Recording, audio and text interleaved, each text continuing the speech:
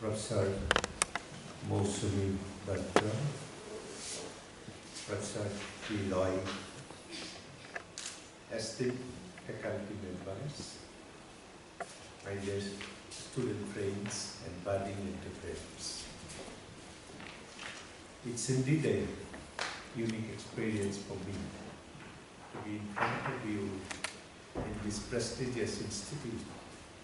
So when I got a letter from Professor Wasim Banerjee that I need to be here, I immediately said, yes, I will do it.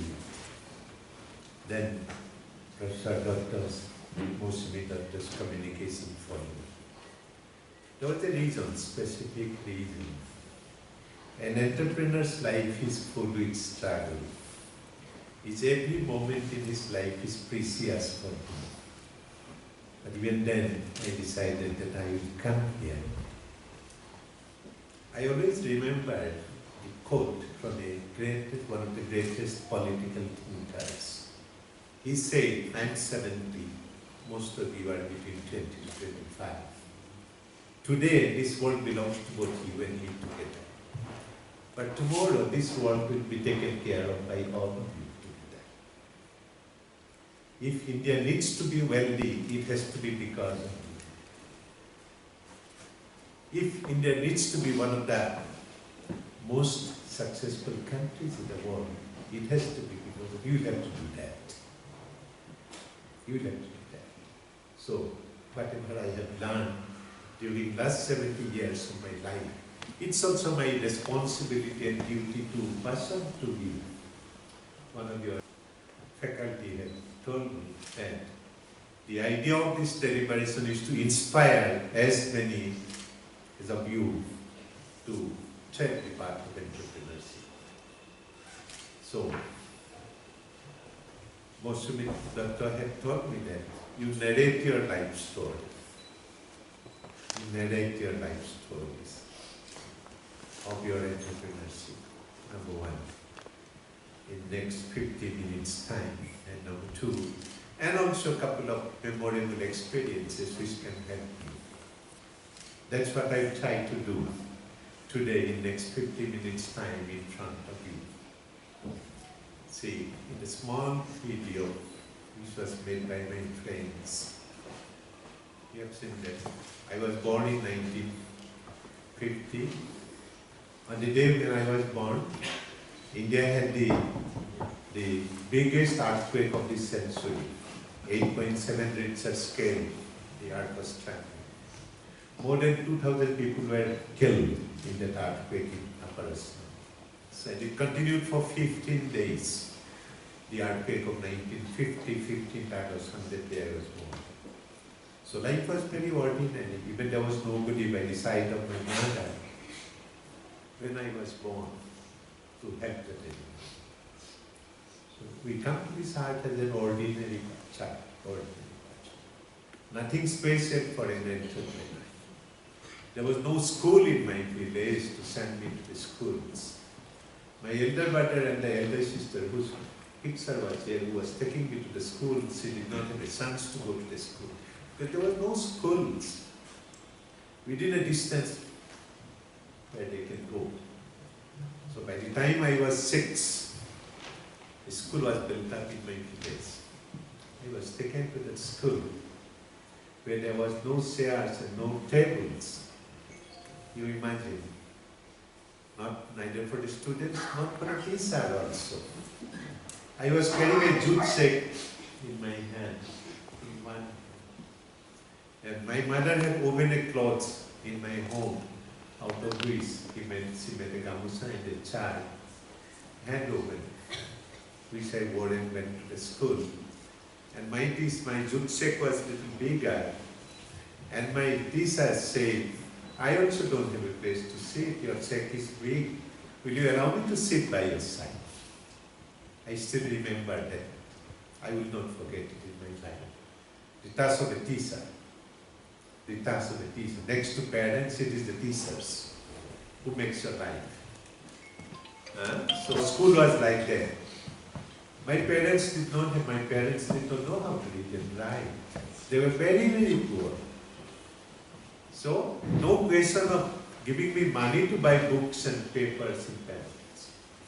So, at the age of 6, I cut bamboo sticks and made pen out of it. Now, on the back side of the banana leaf, you can write with a pen. That was replaced. Paper replacement was by banana leaf, which was grown naturally. Then ink. Where is the ink? So I found out grass. I found out silka fruits.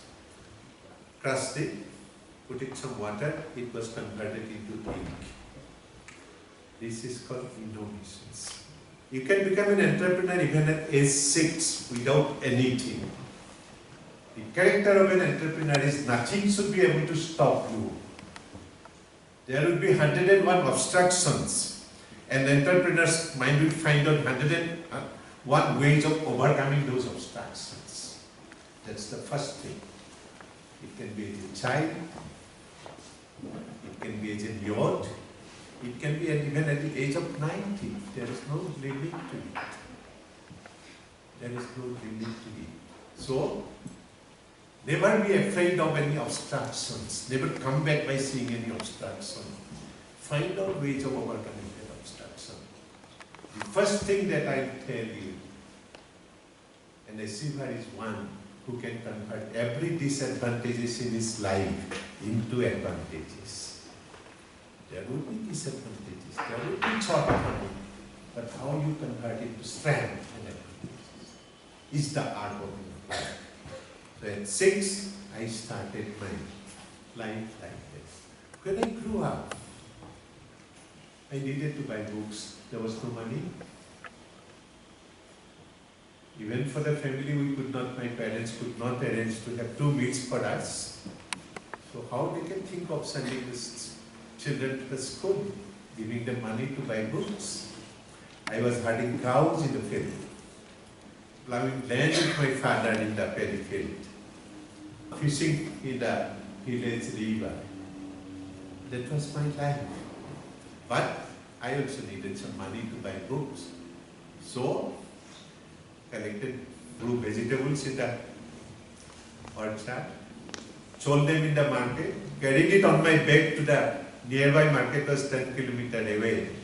And there was no other means but to walk.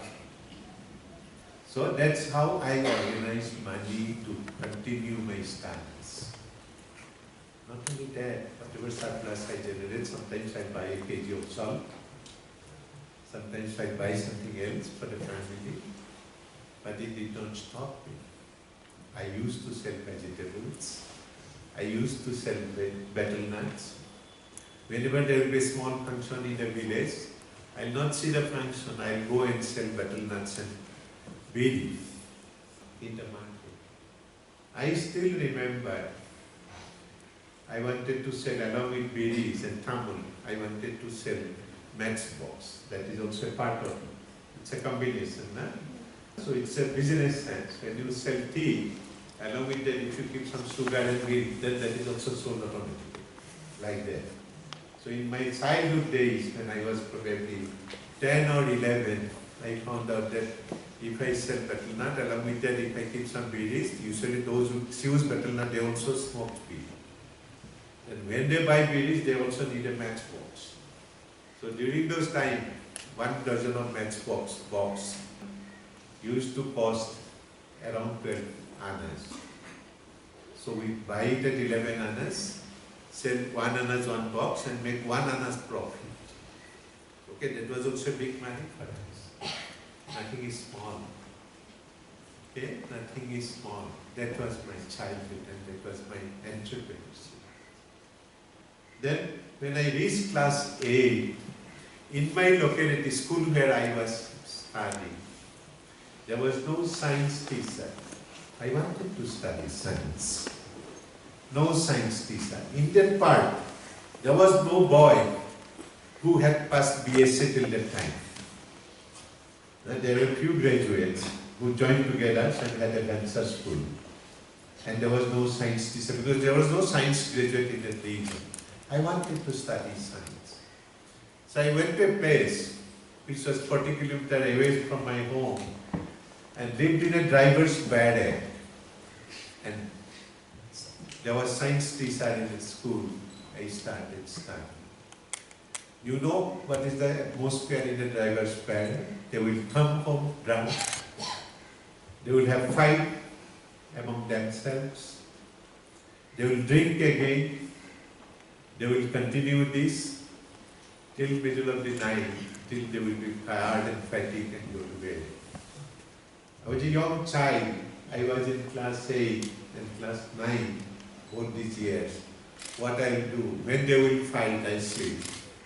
And when they will go to sleep, I woke up in the kerosene lamp. I used to study. Then, after 2 years, I came to the boarding house where I had to cook my own meal. Some money was needed to support myself, so I did a private tuitions.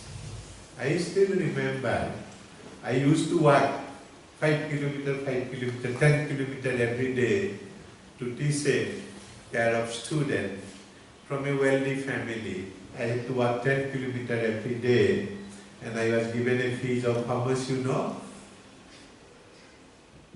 It won't be a pocket money for even 1/2 of the day also for you. I know my children how much they spend. 10 rupees in a month. Okay? My first student became now professor and head of the Department of Commerce department in one of the prestigious commerce institute in Kolkata. So that's how I managed my studies. These are entrepreneurial traits. Nothing stops you. Nothing stops you. You find out ways of doing it. If I do not have an entrepreneur, so you have to set your mind that way so that nothing stops you.